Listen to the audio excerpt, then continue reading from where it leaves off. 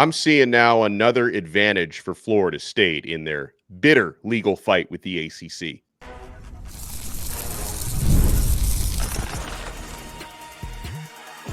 You are Locked On ACC, your daily podcast on the Atlantic Coast Conference.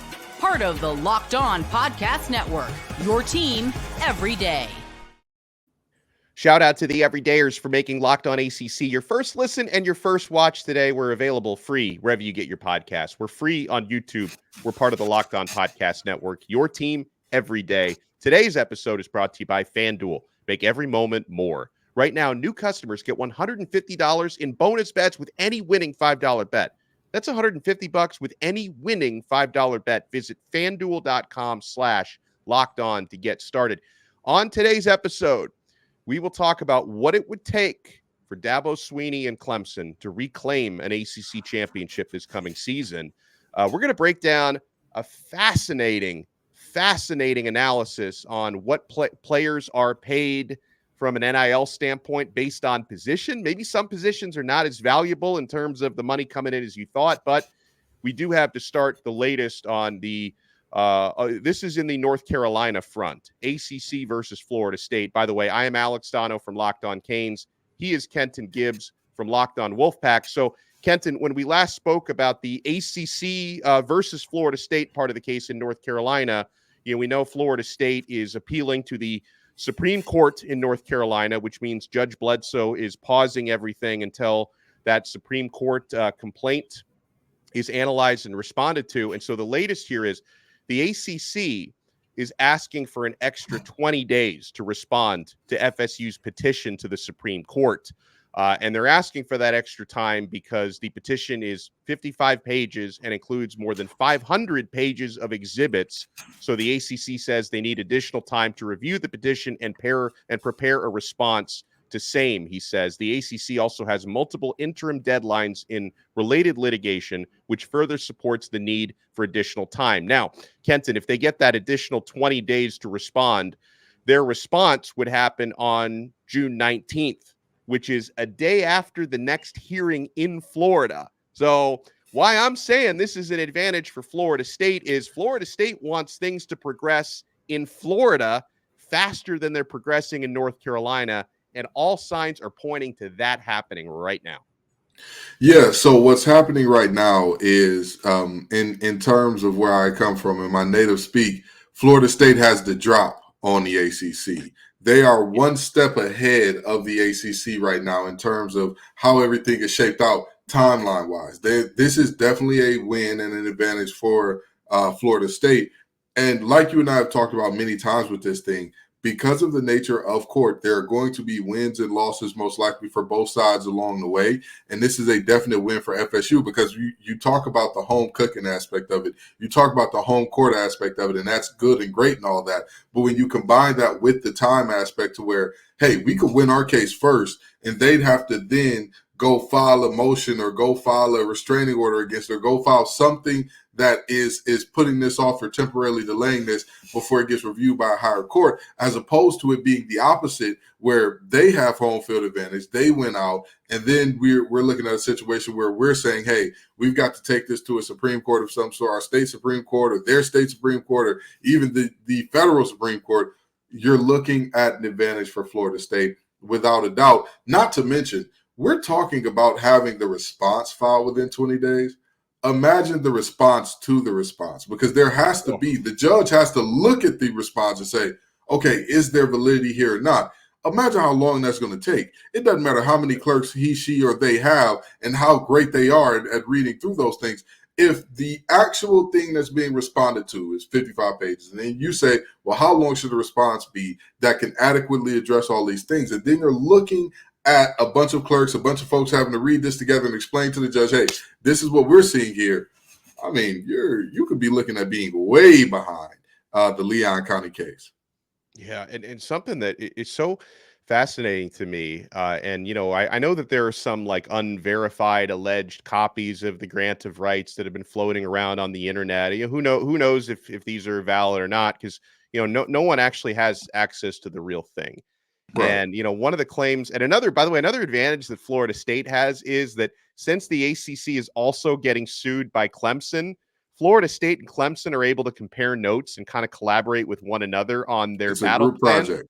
It's It's a a group group project. project where for the ACC, it's not. I mean, they don't have that advantage of being able to, collaborate with somebody else on this. And so, one of the points of contention here, and it's fascinating to me that a legal document could be so open to interpretation, but that's why we have courts and Supreme Courts and all that, is that, FSU seems to be asserting, and Clemson has asserted the same thing, that no, that grant of rights that you think locks us in, even after we leave the conference, locks in our TV rights, that you still own those. It absolutely doesn't. And we have alleged evidence that it doesn't, that, we can take our TV rights with us. So it's like, that to me, Kenton, that's like the foundational point of the grant of rights. And if that part is invalid, the ACC's lawyers did a terrible job putting that grant of rights together, because that's really the whole point of the document.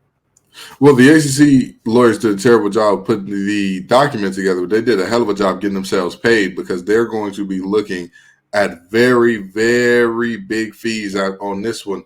But you're absolutely right. It's like a lock that pretty much opens anytime somebody comes near the door. Like, your entire point is to keep people on one side of the door or the other as we design and as we please. What are we doing here if everybody can walk in whenever they want? There's a problem here. There's a problem here, and we're sitting here saying to ourselves, now, wait a minute. Is the grant of rights prohibitive in terms of people leaving, or is it not? And by prohibitive, I mean, is it prohibitive by way of, hey, if you leave, you are going to have to pay out. If you leave, we still have your TV rights or not? Because, again, that is what these contracts are designed for. Just like you said, Donno, it's like a spoon that anything you put in the middle of it instantly drops out. It doesn't make sense. This is so confusing in terms of how could you possibly leave the door open for this? Or is this just a last move of desperation by these universities screaming, hey, we want to get out and we want to get to the bigger money, but there is no path. So we're going to create a path where there isn't one and go digging here. At the moment, until I see something that is definite, that is a smoking gun saying, hey, this deal doesn't exist in the way you think it does, I have a really hard time believing that the lawyers for the ACC would have left something this big, just kind of hanging in the balance. And hey, we don't know what's going on here, but everything's going to be okay. Nah, that would be one of the most flagrant.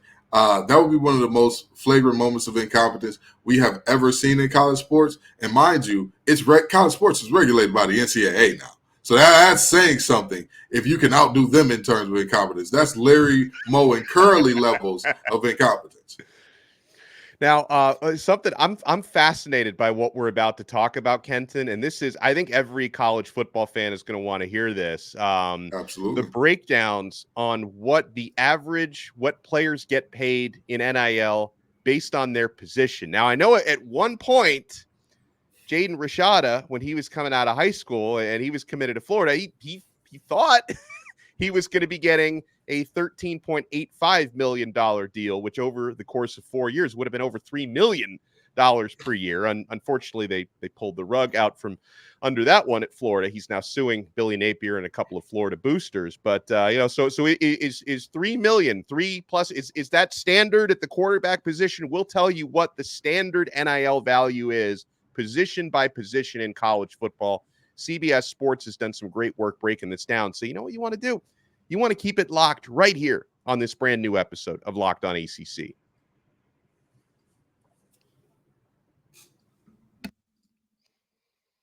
When it comes to your financial future, you think you've done it all. You've saved, you've researched, you've invested all that you can. Now you need to take those investments to the next level by using what every financial great uses: Yahoo Finance.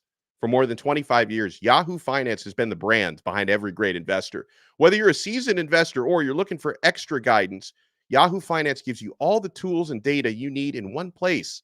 They are the #1 finance destination, producing a holistic look at the financial news cycle, including breaking news, original editorial perspectives, analyst ratings, independent research, customizable charts, and so much more. securely link your brokerage accounts for a unified view of your wealth, including 401k and other investments. A comprehensive perspective is what sets apart great investors, and it's how Yahoo Finance ensures you have the insight to look at your wealth in its entirety. With a community of over 90 million users each month, their real strength is helping you on your way to financial success. For a comprehensive financial news and analysis, visit the brand behind every great investor, yahoofinance.com, the #1 financial destination, yahoofinance.com. That's yahoofinance.com. Thank you so much for making Locked On ACC your first listen and your first watch today. Locked On has launched the first ever national sports 24/7 streaming channel on YouTube, and now it's also available on Amazon Fire TV and the free Fire TV channels app. Locked On Sports Today is here for you 24/7, covering the top sports stories of the day, including with the local experts of Locked On, plus our national shows covering every league. Find Locked On Sports Today now available on the free Fire TV channels app. Now, some of Kenton, my assumptions on NIL values by position, some of my assumptions were wrong, but one of those was right. What would you think would be the highest value position overall in college football? What would you guess that is? Oh, well, this is such a tough question because as the game evolves, they keep catering it to one position to have success because that position, if they do their job well, it allegedly brings in more fans. But I'd imagine quarterback would be the highest paid on average. It'd be a shocker to me if they weren't. That was one of my assumptions that was correct. So according to CBS Sports, the quarterback market range, and there are definitely some outliers, right? Yeah, I think Nico in Tennessee, certainly an outlier coming out of high school. I believe based on the numbers reported, Cam Ward at Miami is an outlier on the upside of this, the way that Nico is, but they consider the range for quarterback to be 500,000 to 800,000 annually. So that's and listen, I'm all about players getting their bread. I'm very pro NIL for anyone wondering. Okay, so the quarterback range is 500 to 800K. The running back market range, obviously it pales in competition to quarterback, but this is a position that has obviously gotten devalued a lot in the NFL. I think running back is not as devalued in college as it is in the NFL. Right. So the market range there for running backs is 200,000 to 300,000 annually. I want to say this before we get too deep into the weeds of all this. These are averages. Like Donno said, there are outliers up, but you know what there also are? Outliers down. Don't you hit up your cousin who plays for Florida State, who plays for Miami, who plays for NC State, who plays for Boston College, who plays for Syracuse, talking about Donno and Kenton told me you making 250,000. We gave you averages, okay? Right. Some people make more, some people make less. With that being said, you're absolutely right. The running back position, I think, has held great value relative to the NFL, where they're having to take backwater deals and compared to what the quarterbacks are making. It's not even close in terms of average, but college football is a lot closer. It's about half of what quarterbacks are making on average, a little under that. If you go to the NFL, the highest paid running backs are not even in the same stratosphere as like a Kirk Cousins, who is not a top tier quarterback by any stretch of the imagination. Yeah, and when you're an NFL running back, by the time you hit 27 years old, they talk about you as if you're a 40-year-old quarterback. It's like, this guy's washed. 27-year-old running back? Are you kidding me? Yeah, playing running back in the NFL is like trying to date Leonardo DiCaprio. The minute you turn 26, hit the bricks, buddy. It's it. It's over. Get out of here.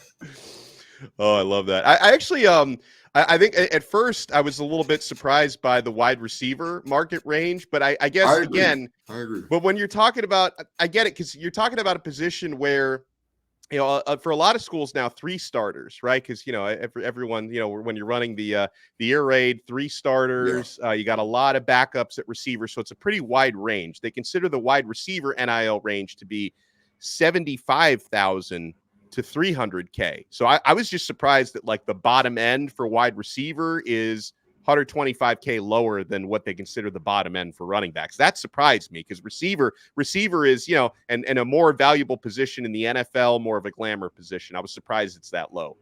Yeah, I agree. But I think it's because when you think about the difference between a really good receiver, guys who made all conference teams and guys who didn't, I think that drop off is slighter than the drop off between top running backs and mid-level running backs. I think that's my hypothesis. I'm not saying that based on any data. That's just how I feel based on what I've seen. And so that could be a potential factor in the playing into that. And on top of that, receiver is one of those positions in terms of college football that if you have a guy that you just want to get the ball to, but you don't think he's big enough to be in the backfield and take 200 carries, put him at receiver. He's going to be our gadget guy. We're going to do all these wonky things with him. He's going to be our kick returner. We're going to sit him on jet sweeps, may put him in the backfield every now and then. But where's the best place that you could guarantee getting the guy the ball, guaranteed in some open space? Receiver. So, I mean, I can kind of understand the logic behind this one being paid a little less. I have a lot of respect for offensive linemen and the importance of that position group. So I was actually pleased to see how much O linemen make. And Kenton, this to me, this is a reminder for everyone out there that, you know, and I know that this is not what NIL was supposed to be, because NIL was supposed to be, hey, you can sign some marketing deals. You can represent, you know, Bob's car dealership and do some commercials. NIL, it's absolutely pay for play. Right? Oh, for sure. For sure. One of the thoughts that a lot of people had, you know, when, what was it, 3-4 years ago when NIL first started, people are thinking, man, it's going to be hard for the offensive linemen, because the offensive linemen, they're not going to be getting these big endorsement deals like the star quarterback and star wide receiver. But on the actual football field, even if it's not the most marketable position, it's a very important position, Kenton. So the offensive line range is actually very high, 350,000 to 500,000. Because guess what? If you don't have a good offensive line, you're not going to win football games. It doesn't matter what your quarterback does. Doesn't matter what your running back does. The only time that I've ever seen a quarterback kind of outdo a bad offensive line, and I wouldn't even say bad, they were just undersized and their scheme worked for them, was Pat White at West Virginia. That's the only time that I saw a quarterback and a running back with a really, you know, not the biggest offensive line in the world. They were just crushing it. But again, nobody had ever seen the things that they were doing with the option at that time. And Pat White was a freak of nature. Your big boys lead. Your buffet busters lead, okay? If those guys can't get the job done, it's Katie Diz at the doorstep for the other team. They're not going to have to worry too much about, oh, they've got the best quarterback in the world back there. Well, let's see how well he can throw it while he's horizontal and in the air. Let's figure it out, friends. So, you know, it makes sense that these guys are getting paid. Yeah, and offensive line, same thing about defensive line. Like, you can never have too many, right? Whereas, like, for a position like wide receiver, you can get away with, like, hey, maybe my fifth and sixth wide receiver are not very good, right? But on the offensive line, where 5 guys start, your 6th, 7th, 8th offensive lineman better be pretty good if you expect to be winning games, right? Yeah. And I would say the same thing about the defensive line, Kenton, a position you played, of course, at NC State. The D-line market range is a little low. Well, actually, a lower floor but a higher ceiling than offensive line, which kind of makes sense because, like, big time pass rushers are a premium position. So the range there is $250K to $600K. So that one I think has 600, you said? Yeah. All right. Yeah, let me get loosened up. Left? Let me find out. You know what I mean? Hey, give me a call, baby. If you need some defensive line services, I don't know how the injury situation might be, but you know, I might have had a red shirt, gray shirt, blue shirt situation. Call me in the game, put me in the game, coach. 250 to 600. Wowee.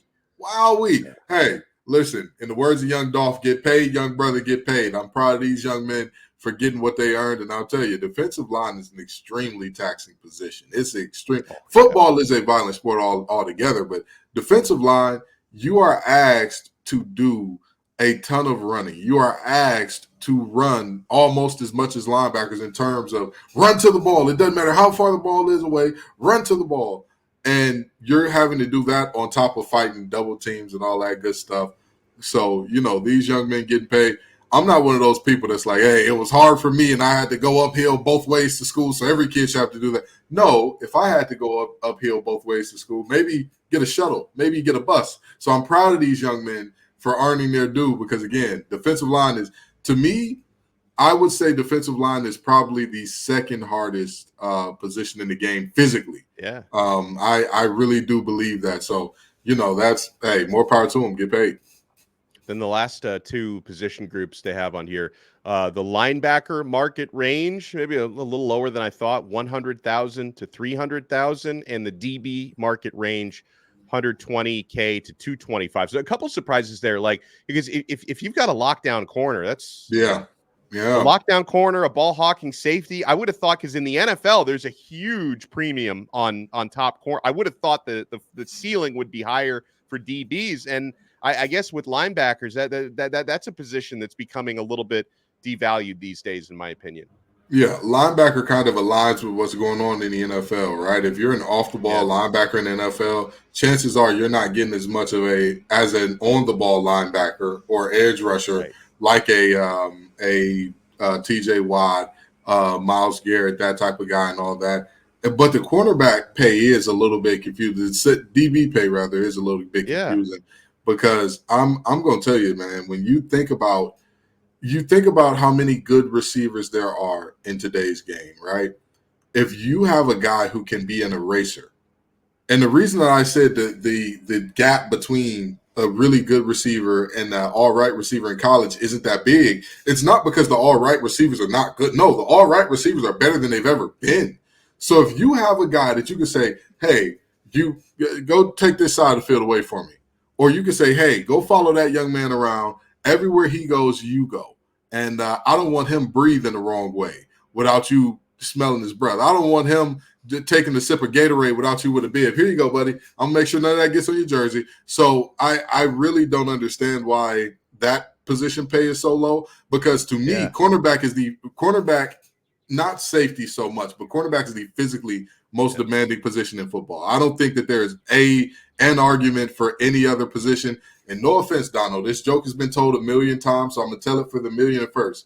The position of cornerback is so hard, they don't even let white guys do it anymore in the NFL. I want you to think about that for a second, okay? It is a different position. Again, is it the most mentally taxing? I wouldn't say so. But in terms of physical demand, the physical rigors of that job, you're not going to find one that's more physically demanding.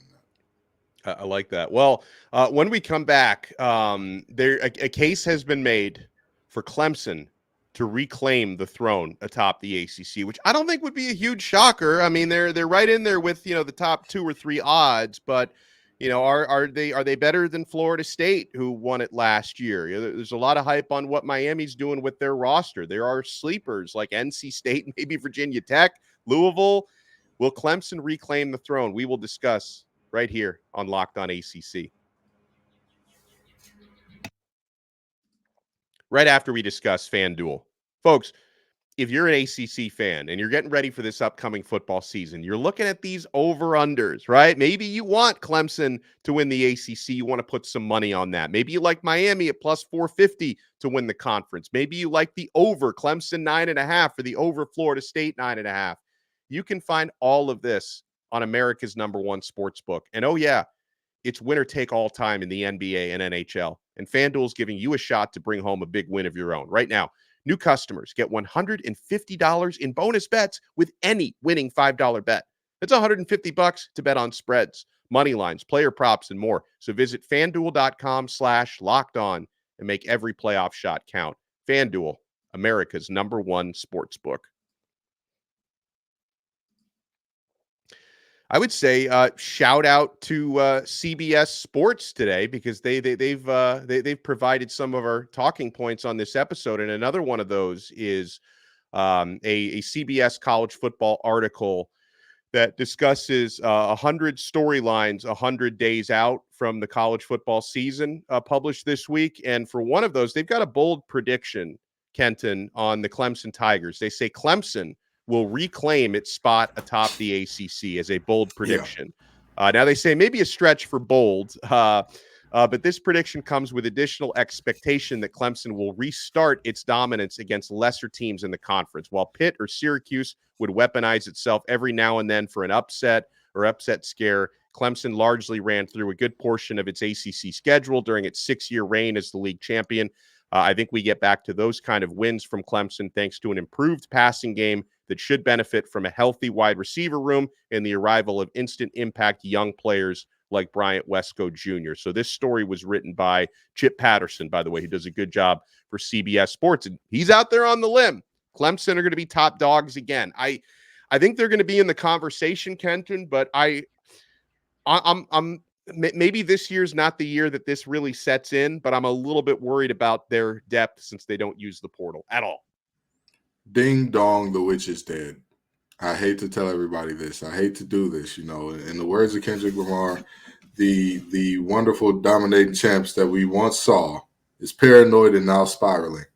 It took Tyler from Spartanburg last year to get this team going, to get this team ignited, to get this team rolling the way that they should be. And the more that I look at that back half of the schedule, the more I'm like, did they really get rolling, or did they just play teams that weren't as good? Because there were a lot of games on that back end where I'm like, nah, I mean, yeah, they pulled away late, but that team wasn't very good. This is what I will say to Clemson. You all, I'm sorry that your coach is like this. I'm sorry that he took you to the highest heights, but is now going to drag you to mediocrity once again. But Dabo's refusal to use the portal is not going to bite him in the future. It's going to bite him now. We are going to see deficiencies. You are going to see the fact that if you had just a slightly better quarterback, you would be okay. You were going to see that the development of players, it is good. It should happen. I believe thoroughly, and you cannot build your roster mainly through the portal. However, you have to address certain holes. Okay? It is like saying, hey, I do all of the fix-it projects. I do all of the handiwork in my house myself. If you have the skills to do it, that's great. But even still, if you're a jack of all trades guy, there still comes a time where it's like, it may be best to have a certified guy do that. Oh, no, my wiring is acting a little wonky. I know a little bit of electric work. I'm not an electrician. Maybe I need to get a little bit of help with that. It doesn't mean that you can't do projects around the house anymore. It doesn't mean that you can't build a great deck. Doesn't mean that you can't do all the great things in terms of power washing your sidewalk and all that good stuff. Doesn't mean that you're now feckless and useless, but it means that there are areas that you need help in where somebody can do it a little better than you. And you're comfortable making that trade-off. The fact that Dabo doesn't make that trade-off tells me this. This team is he is too stubborn and in his own way to take down his ego and do what is best for the team, not what's best for Dabo. So, with that being said, will Clemson reclaim the ACC title? I give this one a resounding 1.5 thumbs down. No soup for you, CBS. No soup for you. 1.5. Wow. I tend to agree. But how about if you prefer the thumbs up over the thumbs down, make sure you smash that thumbs up button. If you're watching us on YouTube, hit that like button, subscribe to Locked On ACC on YouTube, subscribe to the audio version. We're on Apple Podcasts, Spotify, wherever you get your podcasts. He is Kenton Gibbs from Locked On Wolfpack. Make sure you check out his show, Locked On Wolfpack, and check him out on X at TGIF_Kenton. Check me out on Locked On Canes. Follow me on X at Alex Donno. And we'll talk to you again tomorrow on another episode of Locked On ACC, part of the Locked On Podcast Network. Your team every day.